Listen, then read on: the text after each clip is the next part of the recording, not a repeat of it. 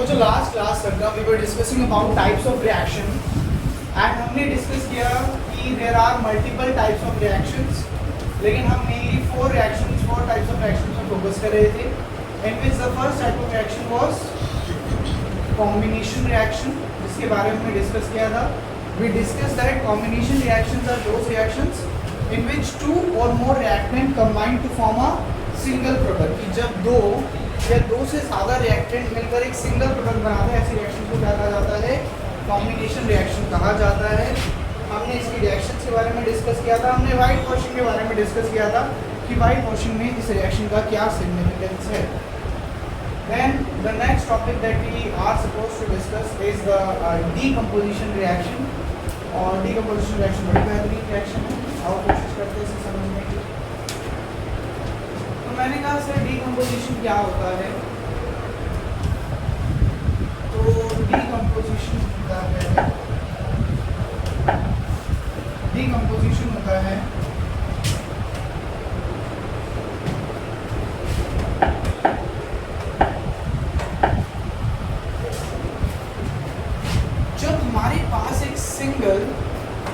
जब हमारे पास एक सिंगल कंपाउंड हो और वो ब्रेक कर दो या दो से ज़्यादा प्रोडक्ट बनाए, ऐसे कंपाउंड्स को, ऐसी रिएक्शंस को क्या कहा जाता है? Decomposition reaction. हमने कहा कि डीकंपोजिशन रिएक्शन ऐसा नहीं होगा कि अपने आप हो जाएगी.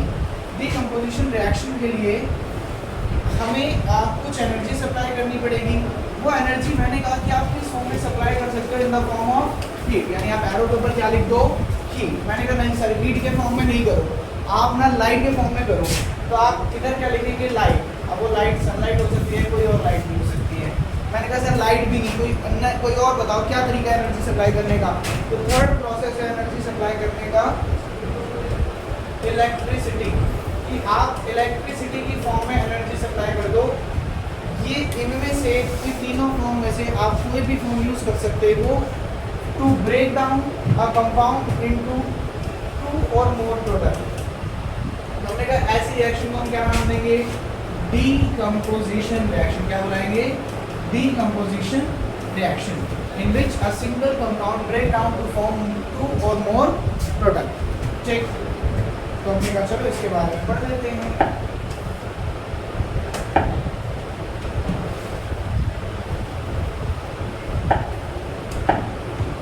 तो मैंने कहा डीकंपोजिशन रिएक्शन क्या है? When a single compound break down into two or more product on the application of heat, light and electricity. On the application of heat, light and electricity, such reactions are known as decomposition reactions. ऐसे reaction को क्या कहा जाता है? decomposition reactions कहा जाता है. तो मैंने कहा decomposition ऑब्वियस सी बात है. आप देखो तीन तरीके से एनर्जी सप्लाई कर सकते हो, हीट, लाइट या इलेक्ट्रिसिटी. तो decomposition reaction कितने टाइप्स की होती है? तीन टाइप्स की, based on what is the application in which form the energy is being applied. ठीक. तो मैंने कहा कि देखो थर्मल, याद रखना थर्मल वर्ड हमेशा किससे रिलेटेड होता है? कल हमने पढ़ा था एंडोथर्मिक और एक्सोथर्मिक. वहाँ भी थर्मल वर्ड आ रहा था. तो थर्मल वर्ड किससे रिलेटेड था? हीट से रिलेटेड था.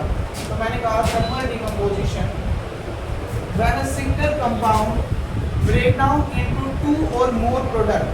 जब एक सिंगल कंपाउंड दो या दो से ज़्यादा प्रोडक्ट में ब्रेक होता है, कब? On the application of heat. Such reactions are known as thermal decomposition reaction. ऐसे रिएक्शन को क्या कहा जाता है?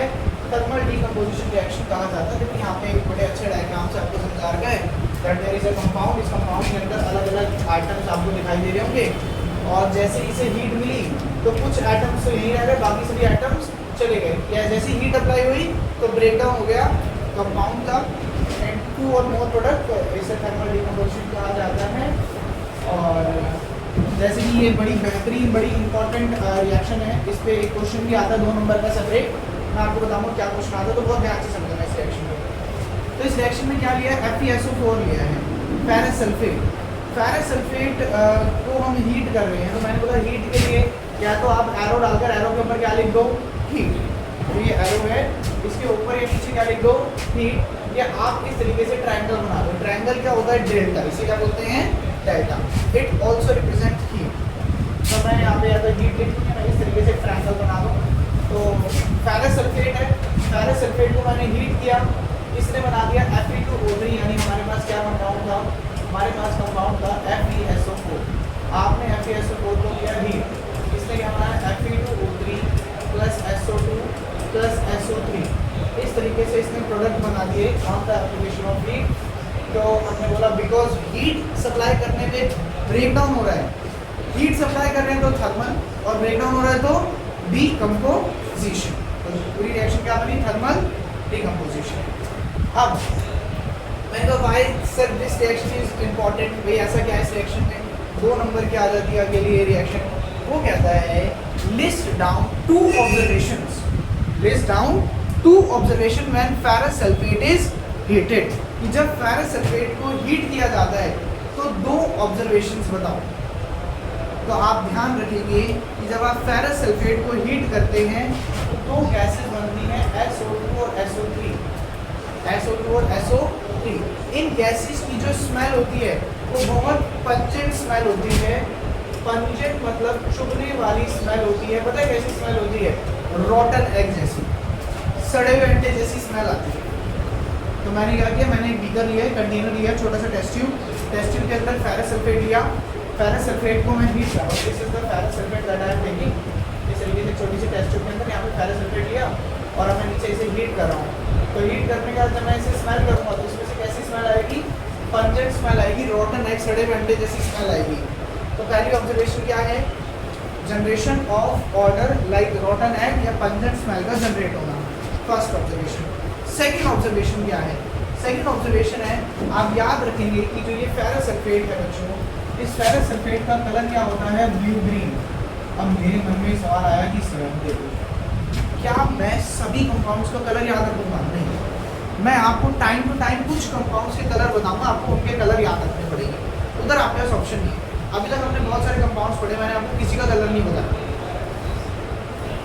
लेकिन यहाँ पे कलर बड़ा ज़रूरी है, आपको याद रखना है। इसका कलर क्या है, ब्लू ग्रीन। और इसने क्या बना लिया, Fe2O3 यानी आयरन ऑक्साइड। इसका कलर क्या होता है, रेडिश ब्राउन। कैसा कलर होता है, रेडिश ब्राउन। तो जो ब्लू ग्रीन कलर है उसमें चेंज हो गया रेडिश ब्राउन। 2 ऑब्जर्वेशन पूछेगा। First observation is the production of rotten egg smell. Second observation is change in colour, the blue green colour of ferrous sulphate changes to brown. Blue green colour किसमें change हो जाता है, reddish brown colour में change हो। देखो यहाँ पे ना एक नोट डाल के लिखा पे, बहुत इंपॉर्टेंट नोट है। क्या कह रहा है, कह रहा है when ferrous sulphate blue green in colour is heated it changes to ferric oxide. ये नाम याद रखने पड़ेंगे आपको। ये फेरस ऑक्साइड नहीं है, ये क्या है, फेरिक ऑक्साइड है। क्या है, फेरिक ऑक्साइड। अभी मैं बताऊंगा फेरिक ऑक्साइड क्यों है, फेरस ऑक्साइड क्यों है। पहले यहाँ पे फोकस करो। इसका कलर क्या होता है, ब्राउन। तो पहली ऑब्जर्वेशन क्या है, ब्लू ग्रीन कलर किसमें चेंज हो गया, ब्राउन में। ब्लू ग्रीन कलर किसमें चेंज हो गया, ब्राउन में। अब आगे बढ़ो, साथ में क्या बना, sulphur dioxide and sulphur trioxide. फिर कहा गया sulphur dioxide has pungent and irritating smell.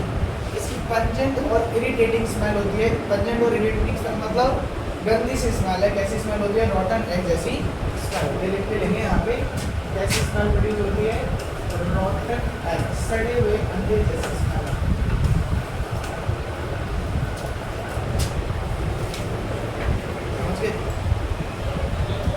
अब sir why ferric oxide, why not ferrous oxide? तो मैंने कहा देखो, जनरली जो आयरन होता है वो कितनी वैलेंसी शो करता है, कितना चार्ज होता है आयरन के ऊपर, +2। अगर +2 होता और तभी ऑक्साइड बनाता तो क्या बनाता, FeO। क्या हमारी ऑक्साइड FeO बनी है, नहीं, क्या बनी है, Fe2O3। यानी इस बार इसके ऊपर चार्ज +2 नहीं था, इस बार इसके ऊपर क्या चार्ज था, +3। इसके ऊपर कितना था, -2। क्या बना दिया, Fe2। समझे बात? तो मैंने पढ़ा कि आयरन अलग अलग वैलेंसी शो करता है। यहाँ पे आयरन कितनी वैलेंसी शो कर रहा है, +3 वैलेंसी शो शो कर रहा है, तो भूलना नहीं है। कहीं आप इसको एग्जाम में FeO लिख कर आए, नंबर कटेंगे। ये क्या है Fe2O3 और ये रिएक्शन बहुत इंपॉर्टेंट रिएक्शन है, टिप्स पे याद रखना। जब आपसे बोले थर्मल डिकम्पोजिशन का एग्जाम्पल लिखो तो आप सबसे पहले यही एग्जाम्पल लिखेंगे, थर्मल डिकम्पोजिशन। एक और एग्जाम्पल दे रहे हैं थर्मल डिकम्पोजिशन। कैल्शियम कार्बोनेट को आप हीट करोगे तो क्या बनाते हैं, कैल्शियम ऑक्साइड और carbon dioxide. It is also a thermal decomposition reaction. इसके कंपाउंड कुछ जाने पहचाने लग रहे हैं क्या? कहाँ पढ़े? वाइट वॉशिंग में पढ़े थे सर। मैं याद दिलाता हूँ आपको, वाइट वॉशिंग में आपने क्या पढ़ा था?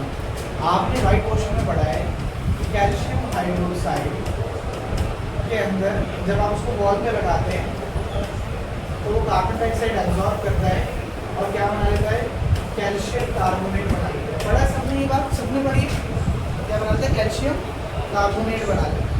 अब ये कैल्शियम कार्बोनेट दीवार पे लगा हुआ है, ये क्या कह रहा है, कह रहा है जो दीवार में कैल्शियम कार्बोनेट लगा हुआ है वो भी तो मतलब ये तो जनरली बता है, लेकिन मैं बोल रहा हूँ दीवार वाले में, दीवार में तो कैल्शियम कार्बोनेट है। आप उसे हीट करोगे तो क्या बनाएगा, कैल्शियम ऑक्साइड, और क्या रिलीज करेगा, कार्बन डाइऑक्साइड। यानी अगर मेरी दीवार के ऊपर बहुत ज़्यादा हीट लग रही है तो वो क्या होगा, सफ़ेदी गिरनी स्टार्ट होगी। सफ़ेदी झड़ती थी, नीचे व्हाइट कलर का पाउडर मिलता था, तो व्हाइट कलर का पाउडर असल में क्या था, कैल्शियम ऑक्साइड, और वो साथ में क्या रिलीज कर रहा था, रूम के अंदर कार्बन डाइऑक्साइड। इस वजह से उसे रिप्लेस कर दिया। समझ आ रही बात? अब हम सफ़ेदी यूज़ नहीं कर रहे हैं, डिस्टम्बर यूज़ कर रहे हैं, क्यों? तो अब किसी के मन में आएगा कि सर मान लेते हैं दीवारें हीट हो रही है, वो वाइट कलर का पाउडर गिर रहा है, वाइट कलर का पाउडर क्या है, कैल्शियम ऑक्साइड। और याद करो, क्या वाइट वॉशिंग की कहानी कैल्शियम ऑक्साइड से नहीं स्टार्ट हो रही थी? कैल्शियम ऑक्साइड आप मार्केट से लेकर आ रहे थे और कैल्शियम ऑक्साइड के अंदर क्या डाल रहे थे बताओ, वाटर। मतलब कुछ बच्चे तो पढ़ रहे हैं घर पर, और क्या बना रहे थे, कैल्शियम हाइड्रोक्साइड। अब कोई बच्चा मुझे आगे बोले कि सर मैं एक काम करता हूँ कि सर मेरे घर की दीवारें जब हीट हो रही है ना तो कैल्शियम ऑक्साइड नीचे गिर रहा है वाइट कलर का, उसे सर मैं इकट्ठा कर लेता हूँ, और फिर जब वो अच्छे से इकट्ठा हो जाएगा उसके अंदर पानी डालकर वापस से कैल्शियम हाइड्रोक्साइड बनाऊंगा और फिर से पेंट करूँगा। बिल्कुल तुम कर सकते हो, उसे कलेक्ट करते जाओ और फिर दोबारा से पेंट बना के दीवार को लगाओ।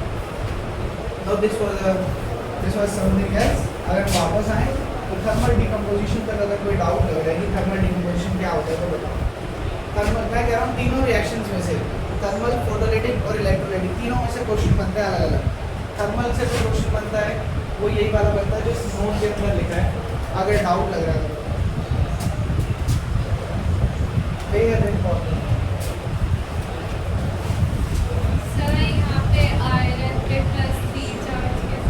देखो डिपेंडिंग अपॉन द कंडीशन कि किस कंडीशन में रिएक्शन हो रही है, कौन से सब्सटेंसेस आसपास हैं, क्या एनवायरनमेंट वहाँ पे जनरेट हो रहा है, आयरन अलग अलग वैलेंसी शो करता है। इस केस में ये 3 वैलेंसी शो।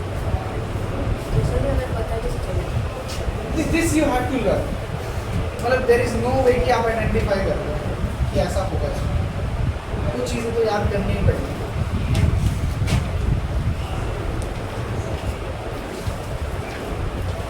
अब आ जाओ फोटोलिटिक।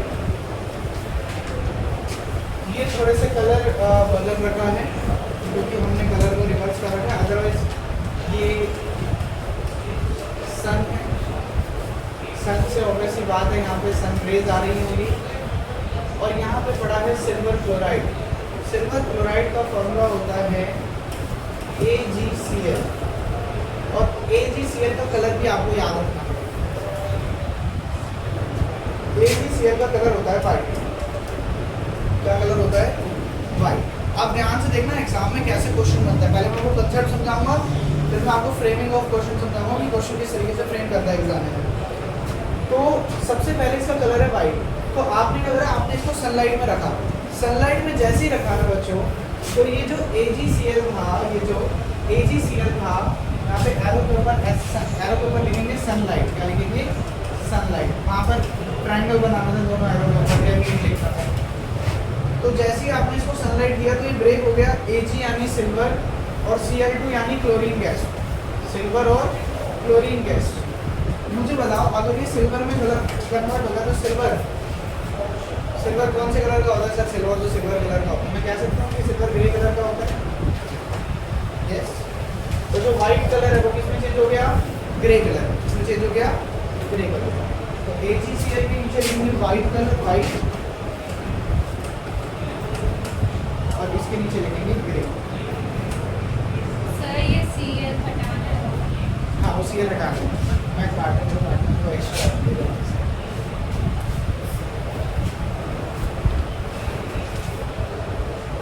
तो यहीं तक जितना मैंने अभी तक आपको बताया ना, कंसेप्ट इतना ही पढ़ा दिया जाता है। अब मैं बताता हूँ एग्जाम में क्वेश्चन की फ्रेमिंग कैसे होती है। एग्जाम में क्वेश्चन आता है that why silver chloride should be stored in dark coloured container. कि जो सिल्वर क्लोराइड है उसे ना हमें डार्क कलर के कंटेनर में स्टोर करना पड़ता है, क्यों? तो हमने तो सिर्फ कंसेप्ट पढ़ा, अभी उसकी एप्लीकेशन बता रहे हैं।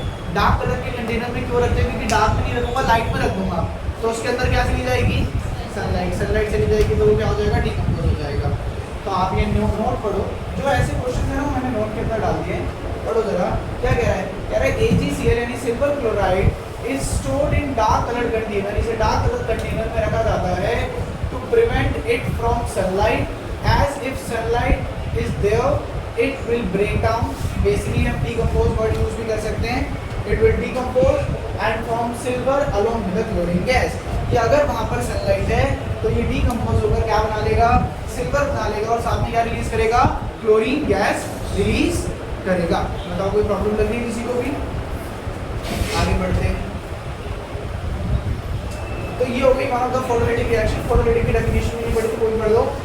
देखो डेफिनेशन सब में सेम है। थर्मल आए तो हीट लिख दो, फोटोलिटिक आए तो लाइट लिख दो, इलेक्ट्रोलिटिक आए तो इलेक्ट्रिसिटी लिख दो। पढ़ो जरा। One single compound break down, यही तो पढ़ते आए हैं। One single compound break down into two or more product on the application of light. यहाँ पर बस हीट की जगह क्या आ गया, लाइट। इवन मैं बताऊँ जब मैंने नोट्स बनाया तो मैंने खुद ने डेफिनेशन कॉपी पेस्ट करी है, सिर्फ चेंज करा है, हीट की जगह क्या कर दिया है, light. Light such reactions are called photolytic decomposition. ऐसी रिएक्शंस को क्या कहा जाता है, फोटोलिटिक डिकम्पोजिशन कहा जाता है। अब एक हो गई फोटोलिटिक, ये सिल्वर क्लोराइड जिसमें क्वेश्चन आता है डार्क कलर कंटेनर वाला, ठीक है। अब दूसरी रिएक्शन सुनो, ये है सिल्वर ब्रोमाइड। इसमें भी एरो के ऊपर हमें क्या लिखना है, सनलाइट। भाई ऐसे एरो डालकर नहीं लिखना है, आप पेपर में ऐसे लिख कर आओगे AgBr, फिर ऐसे बड़ा सा एरो, एरो के ऊपर आप लिखेंगे सनलाइट, और ये बनाएगा Ag plus Br2, Ag plus Br2।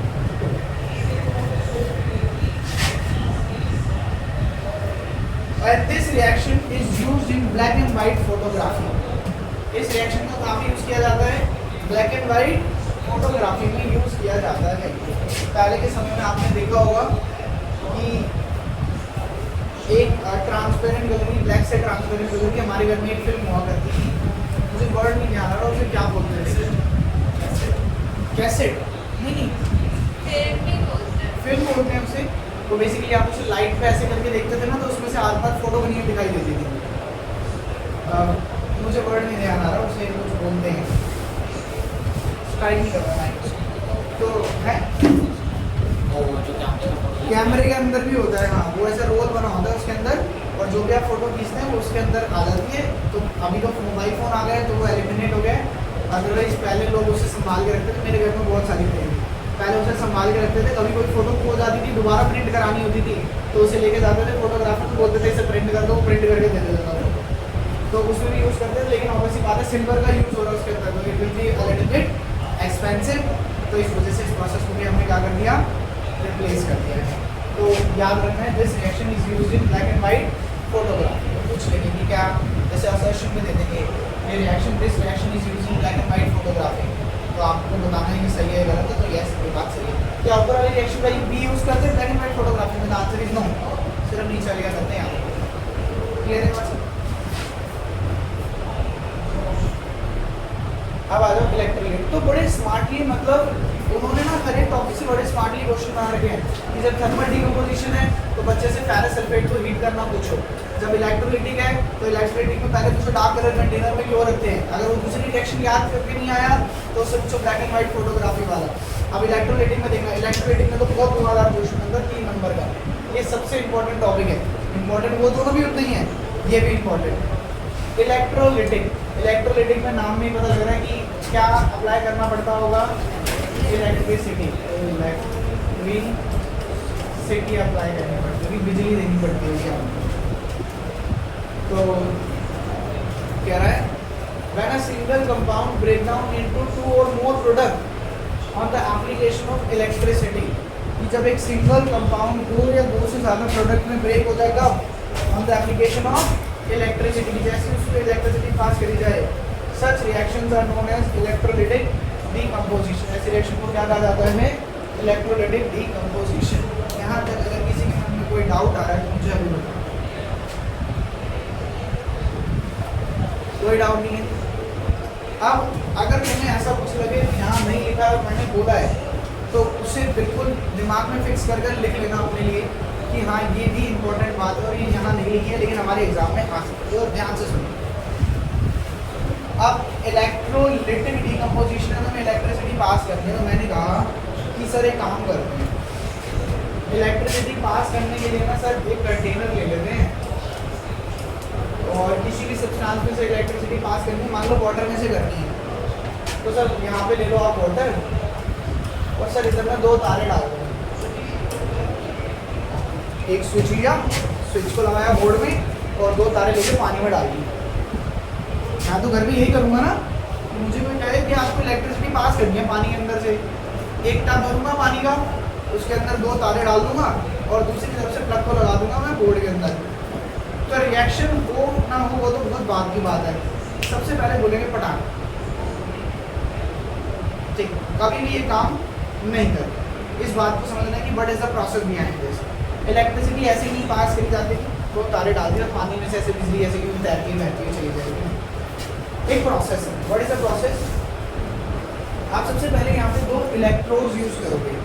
Electrodes आपने 8th स्टैंडर्ड में पढ़ा है, एनोड कैथोड। तो आपको बताया गया था कि इलेक्ट्रोड्स बेसिकली क्या होती हैं कि आप यहाँ पर ग्रेफाइट की दो रोड्स लेते हैं इस तरीके से। Graphite is a good conductor of electricity, हम सबको पता है ये बात। तो ग्रेफाइट की आप यहाँ पर दो रोड्स लेते हैं, उसको इस तरीके से लगाते हैं और जो भी बैटरी है उसे इस तरीके से दोनों इलेक्ट्रोड से कनेक्ट करते हैं।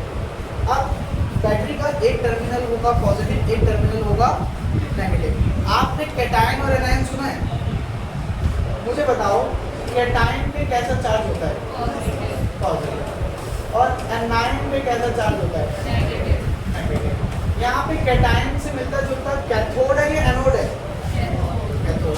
इधर काम होता है अपोजिट, कैसा होता है, अपोजिट।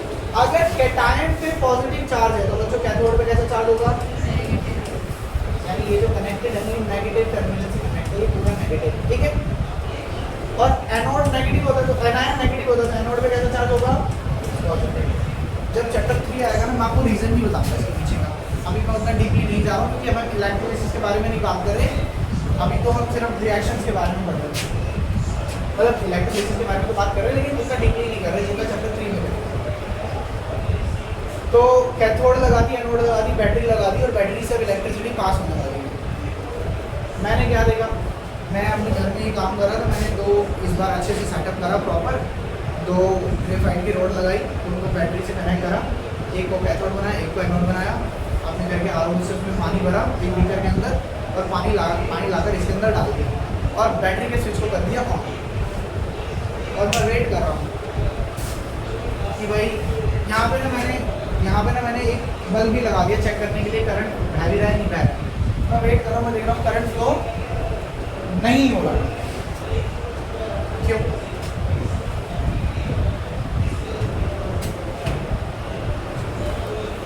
आपके सिलेबस का एक और सबसे important question, water do not conduct electricity. Water electricity conduct नहीं करता है। अब आप बोलोगे सर बचपन से सुनते आए हैं पानी वाले पैर ले जाके स्विच में हाथ डालते तो करंट लगता है, लेकिन ये बात ठीक है, आप याद रखेंगे कि जो वाटर है, जो डिस्टिल्ड वाटर है, कौन सा वाटर है, डिस्टिल्ड। मैं पानी कहाँ से लाया था किसी को याद है, तो डिस्टिल्ड वाटर है। डिस्टिल्ड वाटर इलेक्ट्रिसिटी कंडक्ट नहीं करता। क्यों नहीं करता? क्योंकि जो वाटर है ना उसके अंदर कोई आयंस नहीं है, डिस्टिल्ड वाटर के अंदर कोई आयंस नहीं होता, तो ये इलेक्ट्रिसिटी कंडक्ट नहीं करेगा। एक सबसे इंपॉर्टेंट क्वेश्चन जो इस चैप्टर में केस स्टडी के अंदर आता है, वो केस स्टडी में पूरी कहानी बताते हैं कि एक बच्चा था, उसने भी कर लिया, इस तरीके से सेटअप करा और उसने डाले, ये लिख लेना, ये लिखा हुआ नहीं मिलेगा कहीं पे आपको, उसने इसके अंदर डाले few drops of H2SO4, कोई भी एसिड के डाल सकता है, HCl डाल दे, कोई और एसिड डाल दे, few drops of एसिड डाले। क्यों डाले? क्योंकि एसिड क्या रिलीज करता है?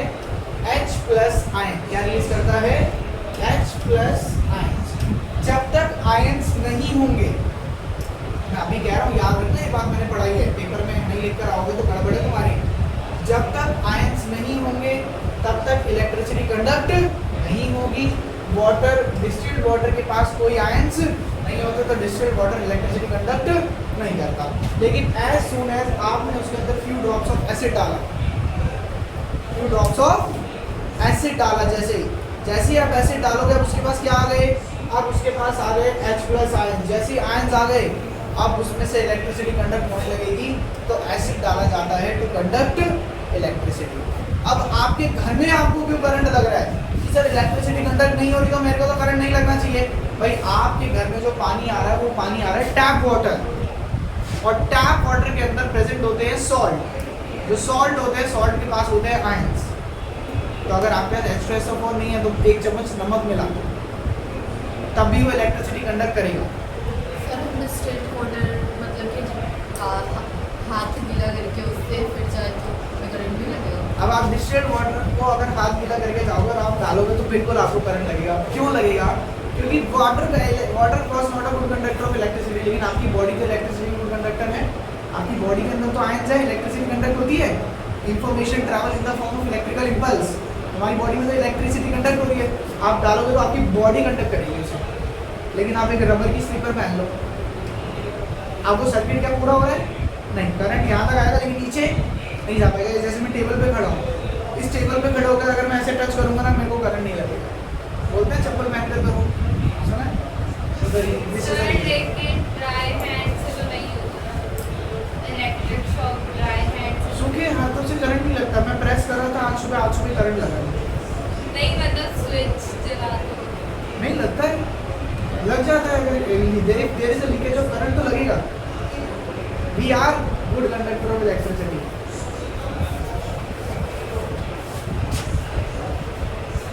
तो अब कहानी मैं वहां तक तो ले आया कि इलेक्ट्रिसिटी कंडक्ट होने लगी क्योंकि हमने आयंस डाल दिए। याद रखना ये क्यों डाला? बिकॉज डिस्टिल्ड वाटर के पास क्या नहीं होते? आयंस नहीं होते, तो इलेक्ट्रिसिटी कंडक्ट नहीं करता। एग्जाम में क्वेश्चन आता है कि reason why distilled water do not conduct electricity, because it do not have any ions. Ions नहीं होता, इलेक्ट्रिसिटी कंडक्ट नहीं होगी। इलेक्ट्रिसिटी कंडक्ट करने के लिए हमने H2SO4 डाला, H प्लस आयन है, अब इलेक्ट्रिसिटी कंडक्ट होने लगी। अब आता है हमारी कहानी। हमारी कहानी है वाटर है, वाटर के अंदर से फिर से मैं एरो के ऊपर क्या लिखूँगा? इलेक्ट्रिसिटी। क्या लिखूँगा? इलेक्ट्रिसिटी। आप जानते हैं पहले से क्यों नहीं लिखा इसके ऊपर इलेक्ट्रिसिटी? सोच के बताओ क्या रीजन हो सकता है?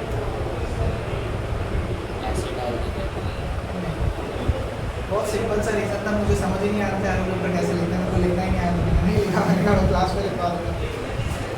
इतना सा तो छोटी सी बात नहीं, किसी को पता है तो मुझे बताओ। ऐसे एरो के ऊपर इलेक्ट्रिसिटी कैसे आएगी कंप्यूटर के? चलो जो सफाई, आप थोड़े से सीरियस हो जाते हैं। वाटर के अंदर से इलेक्ट्रिसिटी पास करी, इलेक्ट्रिसिटी पास करके बना हाइड्रोजन और ऑक्सीजन। हाइड्रोजन और ऑक्सीजन बहुत ध्यान से देखिए। H2O passes electricity, it forms hydrogen and oxygen. Is it a balanced reaction? क्या ये balance है? नहीं. We are able to see two hydrogen on the left, two hydrogen on the right, already balanced. But on the left we are having only one oxygen. Right side कितना है? दो. तो यहाँ क्या लगाना पड़ेगा? ऑक्सीजन बैलेंस हो गया, लेकिन हाइड्रोजन कितना हो गया? दो. यहाँ क्या लगाना पड़ेगा? यहाँ तक बात समझ में आ रही? अब कुछ बातें मैं आपको ऑब्जर्व करा रहा हूँ। यहाँ पे ऑक्सीजन का कितने मॉलिक्यूल हैं? एक। और हाइड्रोजन के कितने मॉलिक्यूल हैं? 2। तो अगर आपसे पूछ ले कि हाइड्रोजन टू ऑक्सीजन रेशियो कितना रहता है, तो सर 2:1। और अगर पूछ ले ऑक्सीजन टू हाइड्रोजन रेशियो कितना रहता है, तो कितना रहता है? 1:1। वो आपसे दूसरा क्वेश्चन क्या पूछेगा? पहले तो क्वेश्चन ये पूछता है रेशियो बताओ हाइड्रोजन से ऑक्सीजन और ऑक्सीजन से हाइड्रोजन। दूसरा सवाल आपसे क्या पूछता है? वो आपको कहता है अच्छा देखो वहां पर अगर ऑक्सीजन का 1 मॉलिक्यूल है तो हाइड्रोजन के कितने मॉलिक्यूल है? 2। तो अगर मैं कह रहा हूँ जितनी भी ऑक्सीजन होगी हाइड्रोजन उसकी क्या होगी? डबल। क्या होगी? डबल। तो आपसे कहता है कि y is the volume of one gas is double of the another, कि एक गैस की जो वॉल्यूम है वो दूसरे की क्या होती है? डबल होती है। क्यों? तो आप बताओगे because the number of molecule of hydrogen are twice that of the oxygen, कि जो हाइड्रोजन के नंबर ऑफ मॉलिक्यूल है कितने हैं? 2। तो ऑक्सीजन की क्या है? डबल है। अगर नंबर ऑफ मॉलिक्यूल डबल है, भाई इसका 1 मॉलिक्यूल है उसके 2 है, इसके 2 है तो उसके 4 है, इसके 4 है तो उसके 8 है। अगर नंबर ऑफ मॉलिक्यूल डबल है तो बोलो वॉल्यूम डबल होगी या नहीं होगी? बिल्कुल डबल होगी। तो वो आपसे ये एक सवाल यही पूछेगा कि एक की वॉल्यूम दूसरे से डबल की होती है, तो आप बताओगे क्योंकि the number of molecule of hydrogen are twice that of oxygen, की जो हाइड्रोजन के मॉलिक्यूल ऑफ ऑक्सीजन के क्या हैं? ट्वाइस है। क्या है? ट्वाइस है। इस वजह से एक गैस की वॉल्यूम दूसरे की क्या होती है? ट्वाइस। मैंने आपको अभी तक 2 क्वेश्चन बताया, पहला रेशियो वाला, दूसरा वॉल्यूम वाला, तीसरा क्वेश्चन। तीसरा क्वेश्चन वो आपसे ये पूछेगा एनोड पे कौन सी गैस ऑब्टेन होती है और कैथोड पे कौन सी गैस ऑब्टेन होती है। तो बच्चों याद रखें कि जो कैथोड है यहाँ पे कौन सी गैस ऑब्टेन हो रही है? हाइड्रोजन, और एनोड पर ऑक्सीजन। एनोड पर ऑक्सीजन और कैथोड पर हाइड्रोजन। मैंने कैसे याद रख रखा है? मुझे बताओ क्या एनोड और कैथोड में से कौन सा वर्ड बड़ा है? एनोड बड़ा है, कैथोड बड़ा है? कैथोड। और ऑक्सीजन और हाइड्रोजन में से क्या बड़ा है? तो कैथोड पर हाइड्रोजन, बड़े वाले में बड़ा, छोटे वाले में। सिंपल तरीका याद रखने का। अच्छा अब मैं तुम्हें एक बात बताता हूँ। मैंने तुम्हें एक बात बोली थी बिल्कुल स्टार्टिंग में कि मैंने एक कुकर लिया, एक कुकर के अंदर मैंने डाले चावल और दाली दाल, तो क्या चांसेस है कि उसमें से आलू मटर बन सकता है? नहीं। अब मैं बताता हूँ, आज बता रहा हूँ मैं कि जब मैं तुम्हारे टेस्ट लूँगा मैं लिखूंगा इलेक्ट्रोलिसिस ऑफ वाटर के टाइम पे कौन सी गैस ऑब्टेन होती है, और बच्चे जवाब देंगे कार्बन डाइऑक्साइड, बच्चे जवाब देंगे क्लोरीन। भाई वाटर का इलेक्ट्रोलिसिस कर रहे हो H2O का, आप मुझे बताओ यहाँ पे कहीं से भी कार्बन आ सकता है क्या? नहीं। कहीं से भी क्लोरीन आ सकता है क्या? नहीं। मैं लेकिन आज बता रहा हूँ ये मुझे आंसर मैं आपको यहाँ पे क्लास में पढ़ के सुनाऊंगा कि on the electrolysis of water we obtain hydrogen and chlorine gas, hydrogen and carbon dioxide gas. ये मैं आपको आज बता रहा हूँ फिक्स। तो ध्यान रखिए फ्रॉम दिस इक्वेशन, ध्यान से सुनना, ये सबसे इंपॉर्टेंट नोट है, 3 नंबर का क्वेश्चन होता है। From this equation it is clear that number of molecule of hydrogen at cathode, पहली बात तो हाइड्रोजन का ऑब्टेन हुई कैथोड, आर ट्वाइस। क्या है ये? ट्वाइस है। कौन सी गैस के? Oxygen gas. कौन सी गैस के? ऑक्सीजन गैस, जो कहाँ ओपन हुई है? एनोड पे। देयरफॉर क्योंकि नंबर ऑफ मॉलिक्यूल ट्वाइस है, therefore the volume of hydrogen is twice that of oxygen, जो हाइड्रोजन की वॉल्यूम ऑफ ऑक्सीजन की क्या है? Twice. Hence the hydrogen to oxygen ratio is 2:1।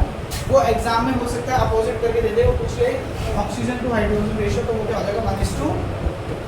आराम से ये नोट को पढ़ लो, इस रिएक्शन को देख लो, इस साइड में चीज़ें देख लो, कोई भी दिक्कत लगती है तो पूछ लो।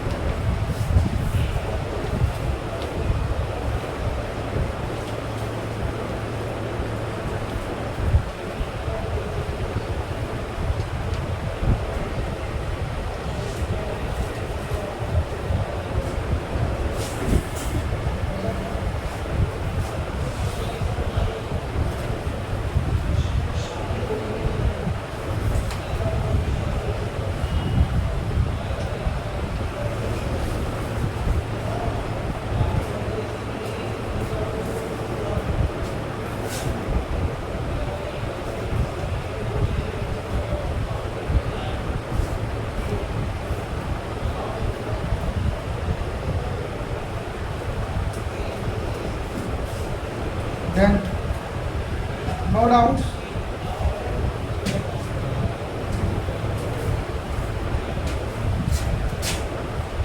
तो एक बात जरूर ध्यान रखना, जब हम ट्यूसडे को अगली साइंस की क्लास करेंगे ना, उसमें मैं आपका एक ओरल टेस्ट लूँगा उस टॉपिक का जो हमने कवर कर लिया होगा आज की क्लास में, तो सबको आना चाहिए।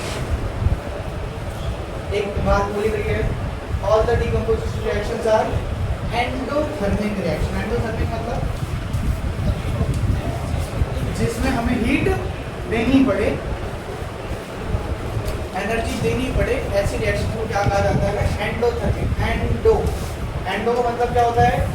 एंटर, यानी इसमें हीट एनर्जी आ रही है, एंटर, चाहे वो हीट की फॉर्म में दो, चाहे लाइट की फॉर्म में दो, चाहे इलेक्ट्रिसिटी की फॉर्म में दो, आप एनर्जी दे रहे हो ना, तो इन्हें एंडोथर्मिक बोलते हैं। अगर रिलीज होती है तो क्या बोलते हैं?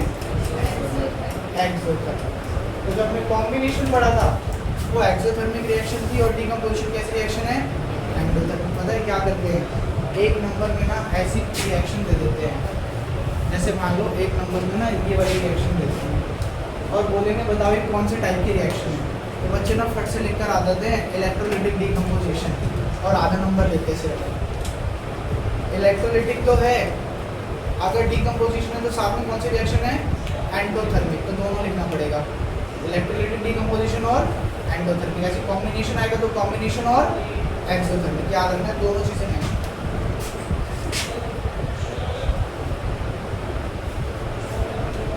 अब आ गया डिस्प्लेसमेंट रिएक्शन।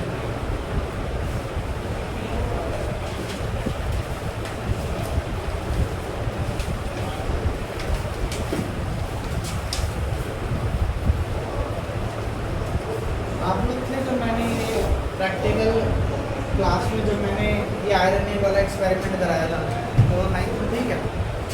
नहीं थे, आपकी बात में नहीं कराया था? ठीक। तो बहुत मतलब बेसिक एक्सपेरिमेंट है। उससे पहले डेफिनेशन पढ़ लेते हैं, फिर एक्सपेरिमेंट समझाता हूँ और बताता हूँ कि इस टॉपिक से क्या क्वेश्चन आता है एग्जाम के। Displacement reaction. डिस्प्लेसमेंट मतलब डिस्प्लेस कर देना। डिस्प्लेस कर देना मतलब अपनी जगह से हटा दे, अपनी जगह से हटा दे। एग्जाम्पल क्या मतलब है इसका? मैंने कहा कि मेरे पास एक मेटल है ए, ये रिएक्ट कर रहा है एक कंपाउंड से, जिस कंपाउंड का फॉर्मूला है Bc। क्या फॉर्मूला है? Bc, यानी एक मेटल और एक नॉन मेटल। अब जो ये ए है, ये ए ना ज़्यादा पावरफुल है किससे? बी से। ज़्यादा रिएक्टिव है बी से। ये कुछ इस तरीके से, जैसे मैंने आपको पहले भी एग्जाम्पल दिया था कि यहाँ पर दो जने एक साथ बैठे, बी और सी एक साथ बैठे हैं। ए एक सुमो रेसलर है, ये सुमो रेसलर आया, बी एक कमजोर सा बच्चा है। ए ने सुमो रेसलर ने क्या बोला? बी को अपनी जगह से खड़ा हो। ये बोला मैं तो नहीं हट रहा। अब सुमो रेसलर क्या करेगा? पकड़ेगा और पटक देगा दूसरी जगह। क्यों? क्योंकि ये क्या है? ज़्यादा पावरफुल है। तो जब ज़्यादा पावरफुल होगा तो इसकी जगह से क्या कर देगा? डिस्प्लेस कर देगा, यानी बी अब रह जाएगा अकेला, और ये किससे मिल जाएगा? सी से। किससे मिल जाएगा? सी से। तो व्हाट इज डिस्प्लेसमेंट रिएक्शन? तो डिस्प्लेसमेंट रिएक्शन एक ऐसी reaction when a more reactive metal, जब एक ज़्यादा रिएक्टिव मेटल एक कम रिएक्टिव मेटल को उसकी जगह से क्या कर दे? डिस्प्लेस कर दे, उसकी जगह से हटा दे। Such reactions are known as displacement reaction. तो मैंने कहा एक बात पढ़ो जरा, मैंने कहा when a more reactive element displaces a less reactive element from its compound, कि जब एक ज़्यादा रिएक्टिव एलिमेंट एक कम रिएक्टिव एलिमेंट को उसके कंपाउंड से क्या कर देगा? डिस्प्लेस कर देगा, हटा देगा। ऐसी रिएक्शन को क्या कहा जाता है? Displacement reaction. ऐसी रिएक्शन को क्या कहते हैं? Displacement reaction. एग्जाम्पल देखो, अभी के लिए मैं आपको बता रहा हूँ कि जो आयरन है ये कॉपर से ज़्यादा रिएक्टिव है। अभी के लिए आप सुनिए इसे। तो अगर आयरन ज़्यादा रिएक्टिव है, ज़्यादा पावरफुल है, तो कॉपर को क्या करेगा? इसकी जगह से हटा देगा। क्या बना लेगा? FeSO4, और साथ में क्या बचेगा? कॉपर। क्या बचेगा? कॉपर। सर यहाँ तो आप सामने खड़े हो, आपने बता दिया आयरन जो है कॉपर से ज़्यादा रिएक्टिव है। मुझे क्या पता कौन ज़्यादा रिएक्टिव है कौन कम रिएक्टिव है? क्योंकि अगर मेरे सामने किसी ने ये दे दिया Cu + FeSO4, तो मेरा तो दिमाग ये चलेगा ना डिस्प्लेसमेंट। मैं क्या बोलूँगा? कॉपर इसको हटा देगा और क्या बना देगा? CuSO4, और साथ में क्या रिलीज करेगा? आयरन। लेकिन ये तो एग्जामिनर क्या कर देगा? बिल्कुल गलत कर देगा। मतलब ये तुम ऐसा कह रहे हो कि एक सुमो रेसलर बैठा हुआ था एक कुर्सी पे और एक छोटा सा पतला सा बच्चा गया, उसने बोला खड़ा होगा, सुमो रेसलर बोला मैं तो नहीं खड़ा हो रहा हूँ, बच्चे ने ऐसे पकड़ा सुमो रेसलर को उठा के फेंक दिया। Is it possible? ऐसा पॉसिबल नहीं है। यानी मुझे पता होना चाहिए कि कौन सा एलिमेंट ज़्यादा रिएक्टिव और कौन सा एलिमेंट कम रिएक्टिव है। इसके लिए मुझे याद करनी पड़ेगी ये रिएक्टिविटी सीरीज। इस रिएक्टिविटी सीरीज में जो एलिमेंट पहले आ रहे हैं वो ज़्यादा रिएक्टिव है और जो बाद में आ रहे हैं वो कम रिएक्टिव है। तो मैं आपसे पूछूं, पोटेशियम ज़्यादा रिएक्टिव है सोडियम? पोटेशियम। पोटेशियम ज़्यादा रिएक्टिव है, तो अगर पोटेशियम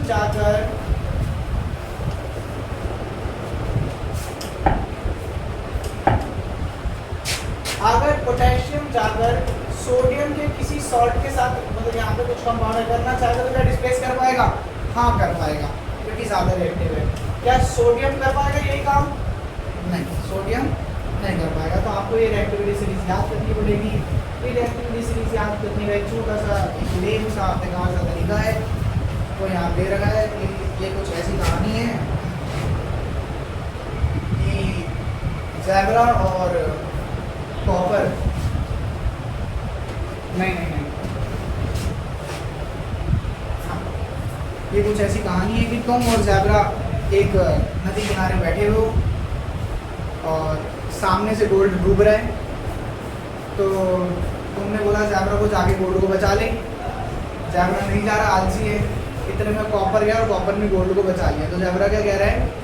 ज़ेब्रा कह रहा है कि please stop calling me a careless zebra, instead try learning how copper saves gold. कि मुझे भाई आलसी मत बुलाओ, मुझे मत बोलो कि भाई मैं केयरलेस हूँ, तुम खुद सीख लो कि कॉपर ने गोल्ड को कैसे बचाया। तो ये वो है नीपी फॉर फॉस्फोरस सोडियम ऐसे करके। मेरा मानना है ये थोड़ा सा बेकार तरीका याद करने का, तुम सीधा डालो इसे फटाफट। अब मुझे बताओ कि अगर ये रिएक्शन हो जाए एल्युमिनियम प्लस MgSO4 तो बोलो क्या प्रोडक्ट बनेगा? जल्दी बताओ। तो सर आप पेपर में लिख कर आओगे कभी एल्युमिनियम सल्फेट बनाए हो, लेकिन दिमाग तो बोलेगा, लेकिन तुम्हें रिएक्टिविटी सीरीज भूलनी नहीं है। क्या एल्युमिनियम जो नीचे है ये मैग्नीशियम को डिस्प्लेस कर पाएगा? नहीं कर पाएगा। एल्युमिनियम इसको इसकी जगह से नहीं हटा पाएगा, तो मेरी रिएक्शन इस तरीके से आपको याद है। वो बात सबको समझ में आएगी, आपको ये रिएक्टिविटी सीरीज की इंपॉर्टेंस समझ में आएगी। अगर अभी नहीं आएगी तो जब पेपर लिख रहे होंगे बोर्ड का तब जरूर समझ आ जाएगी कि हाँ इंपॉर्टेंट भी याद कर लेते तो फ़ायदा रहता। वो हालात में आने नहीं हुआ तो मैं लोग पीट के याद तो कराएंगे।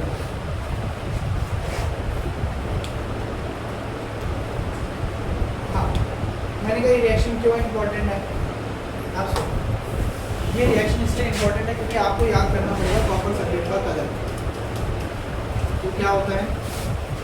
ब्लू।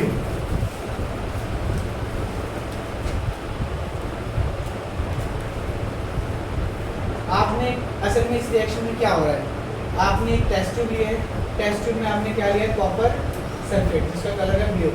आपने उसके अंदर डाल दी आयरन नहीं, कील डाल दी। अब कील तो आयरन की है, तो ये रिएक्शन होगी और क्या बना लेगा? FeSO4 और कॉपर। पहले कॉपर सल्फेट था तो ब्लू कलर था, क्या आप कॉपर सल्फेट है?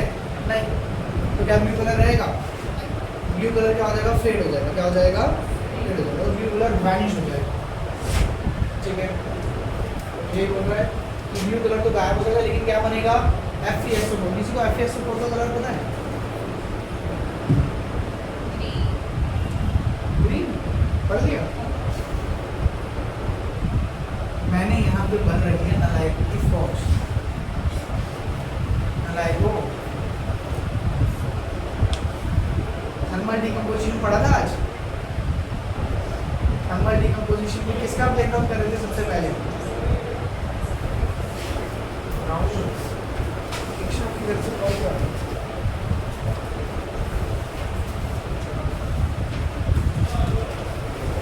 हेलो,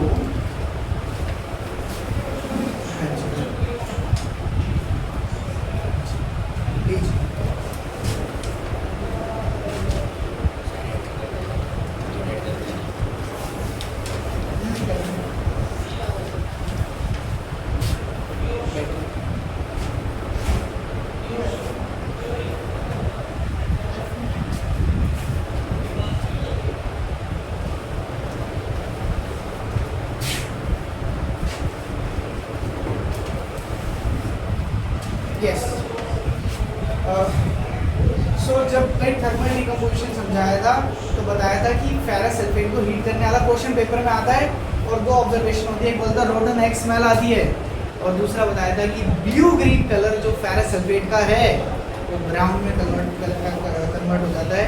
तो याद रखिए फेरस सल्फेट का कलर क्या होता है, ब्लू ग्रीन। क्या होता है, ब्लू ग्रीन। तो जो ब्लू कलर है वो किसमें कन्वर्ट हो जाता है, ब्लू ग्रीन कलर में कन्वर्ट हो जाता है, सी ग्रीन कलर में कन्वर्ट हो जाता है। इस रिएक्शन के टाइम पढ़ो जरा। When iron nails are put into copper sulfate solution, the blue color of copper sulfate fades gradually. धीरे धीरे ब्लू कलर क्या होता रहता है, फेड होता रहता है, and red brown copper metal is formed।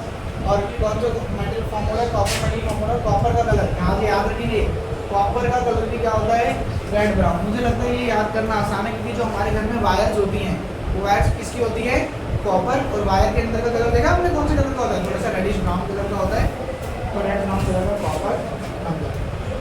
To identify which metal is more reactive, we have to learn the reactivity series which is given below. This is the reactivity series। एक note है जो मैं आपको already समझा चुका हूँ। when a less reactive element, अगर एक कम रिएक्टिव एलिमेंट यानी कमजोर बच्चा जाके सुपर आंसर को उठाएगा तो क्या उठा पाएगा, नहीं उठा पाएगा। तो when a less reactive element react with a salt of more reactive element, no reaction takes place। तब कोई भी रिएक्शन नहीं होती है। अगर कोई दिक्कत लग रही है, कोई डाउट लग रहा है तो प्लीज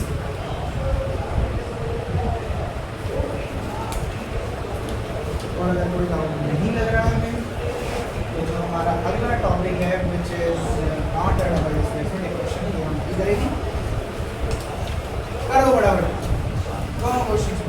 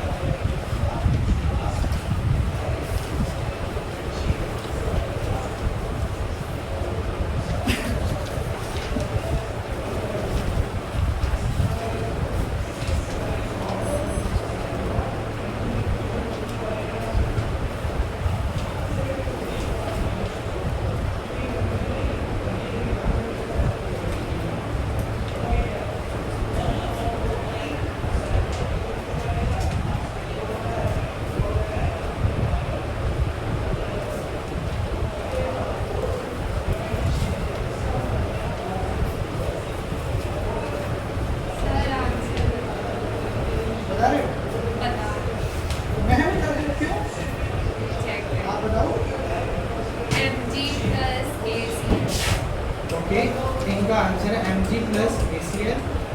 और ये बताओ बोलो, अभी से मुझे लगा तुम्हारी आवाज आ रही है। बताओ बताओ क्या बोल रहे थे।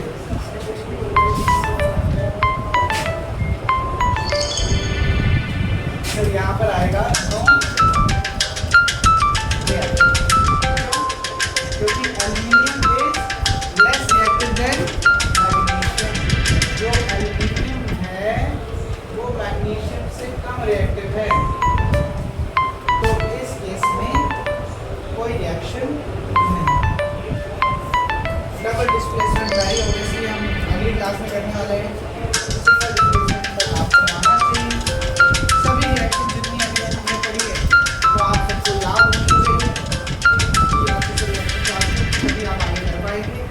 मिलेंगे अब हम कब, मंडे। कल नहीं बुला रहा हूँ, तुम एक संडे और एंजॉय कर लो अपना, ठीक है।